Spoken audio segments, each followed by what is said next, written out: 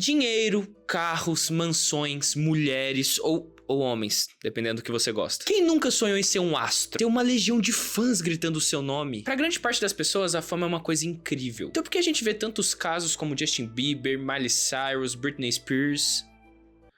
Britney Spears. Eles conseguiram chegar num patamar que a maioria de nós gostaria de estar. E mesmo assim, eles fazem parecer que gostariam de estar onde nós estamos. No mercado, no shopping, numa praia com a família. Isso faz sentido? Isso me faz pensar que tem uma parte da fama que a gente não pensa muito sobre. E esses exemplos que eu dei agora começaram a carreira bem novos. A gente romantiza muito o ser descoberto cedo. Nossa, que fofinho esse menininho cantando. Esse aí tinha dom desde pequeno. Sempre soube que daria alguma coisa. Mas ninguém parou pra pensar o que acontece depois que essa criança cresce. E ela descobre que ela não faz ideia de quem ela é longe dos holofotes. Quando eu era mais novo, quando o Michael Jackson morreu, um primo meu jurava, mas jurava de pé junto que ele ainda estava vivo. E que ele estava escondido numa ilha, só esperando a hora certa de voltar. Mas todo mundo sabe que ele começou a gravar vídeo pro Instagram e tá gravando comigo.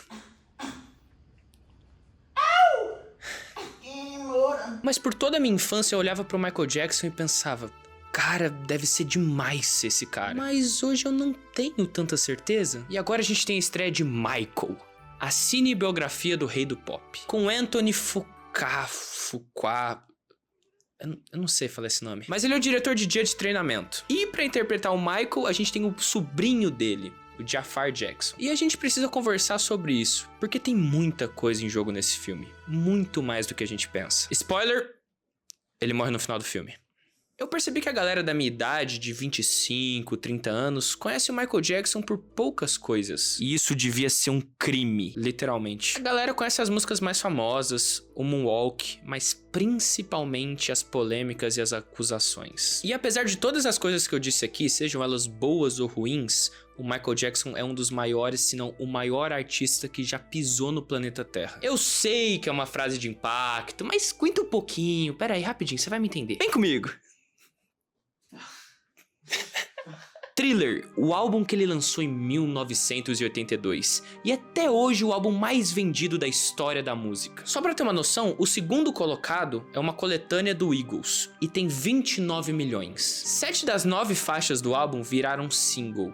7 de 9. 8 Grammys numa única noite, em 1984. E esse recorde ficou lá, por décadas. Ele não só popularizou, como revolucionou o videoclipe. Plano cinematográfico, coreografia coletiva, narrativa com começo, meio e fim, efeitos especiais. Porque nessa época os videoclipes eram basicamente uma coletânea de vídeos dos membros da banda andando pelas ruas, conversando entre eles. Um grande exemplo disso são os próprios videoclipes dos Beatles. A maioria deles, praticamente todos, você vai ver a banda interagindo entre si, sendo fotografada, aproveitando o dia deles, enfim.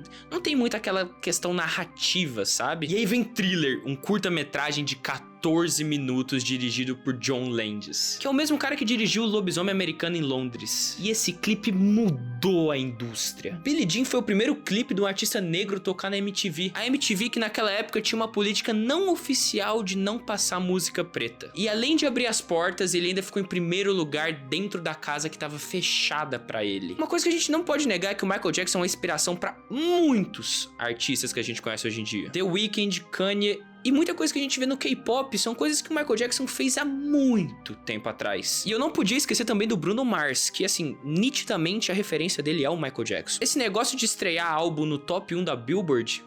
foi ele que inventou isso. Quando a gente fala dessa história, a gente não tá falando de um cantor famoso. A gente tá falando do cara que reescreveu as regras de uma indústria inteira. Durante grande parte da sua carreira, Durante grande parte da sua carreira, o Michael teve problemas com a mídia e os tabloides da época. Com todos os holofotes nele, todo mundo queria falar sobre o Michael, sendo bom ou ruim, sendo verdade ou mentira. O nome dele sempre estava envolvido em polêmicas, desde a sua criação conturbada até a mudança do tom da sua pele. Até que em 1993 surge a primeira acusação de abuso. Aquela imprensa que fazia de tudo pra derrubar o Michael encontrou a munição que precisava. Esse primeiro caso nunca chegou a ir pra uma corte, pra um tribunal. Teve um acordo civil. E eu acho importante falar aqui que acordo civil não é confissão. Mesmo a mídia da época tratando como se fosse. E aí em 2003 vem a segunda onda. Ele foi formalmente indiciado e enfrentou o júri popular. Até que em 13 de junho de 2005 ele foi absolvido de todas as 14 acusações. Independente do que a gente acredita, do que é real ou não, ele ficou marcado com isso até o dia da sua morte. Talvez se você perguntar pra uma pessoa aleatória na rua o que ela pensa sobre o Michael Jackson, existe grandes chances da primeira coisa que vir na mente dela são essas acusações polêmicas e não necessariamente a música ou o sucesso que ele fez. E nessa época os tabloides britânicos eram os piores. Não importava a verdade, importava a venda. Se precisasse distorcer, distorciam. Se precisasse inventar, inventavam. Em 1995, ele lança Tabloid Junkie, que é uma música que basicamente implora para as pessoas pararem de acreditar em qualquer manchete. E por muito tempo, tudo isso acompanhou ele, até que em 25 de junho de 2009, ele morre aos 50 anos. Na versão oficial, foi overdose de Propofol, que foi administrada pelo médico particular dele. A morte teria sido acidental e o caso fechado, e o médico pegou 4 anos de prisão. E é claro que depois de uma morte tão trágica assim, todo mundo ia parar de falar besteira sobre ele, certo? Não, muito pelo contrário. As teorias começaram a surgir em peso. Tá vivo, não tá vivo? Foi assassinato, não foi assassinato? Foi culpa de fulano, culpa de ciclano? Documentários atrás de documentários. O fantasma de Michael Jackson andando pela casa de mão dada com o Gugu. Isso mostra pra mim que mesmo depois de morto, as pessoas não queriam deixar o cara simplesmente descansar. Você já imaginou nunca poder sair na rua sem um disfarce? Nunca entrar num restaurante sozinho ou nunca comprar um pão na padaria sem virar notícia? Nunca poder estacionar no Leblon?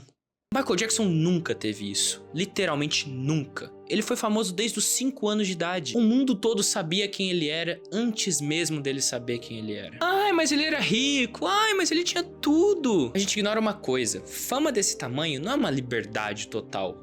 É uma prisão sofisticada. Eu sei que não é bem assim. Eu sei que o cara tem dinheiro, que ele pode fazer muita coisa. Só que dá uma chance, entende o que eu tô falando? Você não pode errar. Você não pode engordar, não pode ter um dia ruim sem virar manchete. Seus filhos precisam usar máscaras para não serem expostos. Tudo que você é vira propriedade pública. Cada cirurgia, cada escolha, cada amizade. Cada acerto, mas acima de tudo, cada erro. Eu tendo esse meu tamanho na internet já tomo muito cuidado. Imagina nesse nível. E não que isso seja justificativa pra qualquer coisa, mas tenta imaginar o peso diário daquilo. Porque a gente julga a vida dele como se julgasse a nossa, só que não é a mesma régua. Então o que esperar de um filme como esse que teve o envolvimento direto da família? O John Branca e o John McClane, que administram o patrimônio, foram os produtores. A Catherine, mãe do Michael, aprovou publicamente a escolha do Jafar, que é o sobrinho do Michael. A gente pode ver isso de duas formas. Pela primeira vez, a família que viveu aquilo dá a versão deles. Tivemos décadas de pessoas que nem conheciam ele falando sobre o Michael Jackson. É razoável a gente dar ouvidos a quem dividia a mesa de jantar com o cara. Ao mesmo tempo, a Janet, a irmã dele, não aparece no filme. Eles regravaram o terceiro ato inteiro, porque tiveram que tirar cenas que falam sobre um dos primeiros casos de abuso. Problema contratual. A própria Paris, a filha dele, falou publicamente que o roteiro tinha irregularidades e mentiras descaradas e que Hollywood sempre maquia a história. Ou seja, se nem dentro de casa o Michael é uma figura de consenso, imagina fora. Mas tem uma coisa que só a família consegue fazer: mostrar o cara que almoçava, que conversava com a mãe, que chorava, que tinha medo. Quando o ator escolhido para interpretar você é seu próprio sobrinho, que cresceu te vendo como tio e não rei do pop, tem um nível de humanidade que, por melhor que seja o ator de Hollywood, ele não consegue entregar. Isso pra mim é a família dizendo: gente, ele é uma pessoa. Talvez seja isso que tenha faltado esse tempo todo. O Michael Jackson virou símbolo antes de virar homem. Olha isso, a gente tá em 2026, 17 anos depois que ele morreu, e ainda a gente discute se foi overdose, assassinato, ou até mesmo se ele tá vivo. E daqui 20 anos a gente vai estar discutindo a mesma coisa, só que com outro formato, ou sei lá, outra teoria. E o filme, com todas as polêmicas e complicações, ainda é uma tentativa da família de colocar imagem à parte que se perdeu. O homem atrás do ícone. Eu vou assistir o filme. Independente de quem foi o Michael Jackson pra você, o rei do pop, uma lenda, um criminoso, um gênio injustiçado, um ícone, talvez valha a pena dar uma chance pra versão que veio da casa dele. O pai, o filho, o irmão, o tio, o homem. Se inscreve no canal e dá um like nesse vídeo. Who's back?